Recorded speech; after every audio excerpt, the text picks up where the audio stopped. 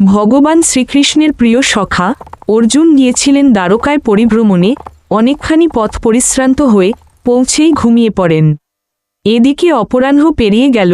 দাদা বলরাম দুপুরের প্রসাদ খাওয়ার জন্য প্রিয় অর্জুনের অপেক্ষা করছিলেন।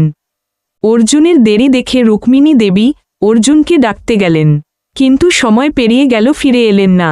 এমনিভাবে সত্যভামা, জাম্বুবতী একে একে গিয়ে কেউই ফিরে এলেন না। আশ্চর্য ব্যাপার লক্ষ্য করে দাদা বলরাম নিজেই অর্জুনের কক্ষে উপস্থিত হলেন। দাদা বলরাম অর্জুনের কক্ষে গিয়ে একটি অদ্ভুত জিনিস লক্ষ্য করলেন। অর্জুনের সারা শরীর থেকে শ্রীকৃষ্ণের নাম উচ্চারিত হচ্ছে। রুক্মিণী দেবী অর্জুনকে স্পর্শ করে দাঁড়িয়ে আছেন। সত্যভামা নৃত্য করছে এবং জাম্ববতী দাঁড়িয়ে শুনছে।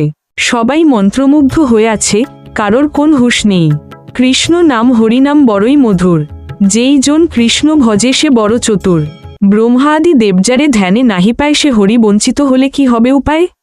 এখানে আমরা শিখলাম, গৃহে থাকো বনে থাকো সদা হরি বলে ডাকো, সুখে দুঃখে ভুলো নাকো বদনে হরি নাম বলরে।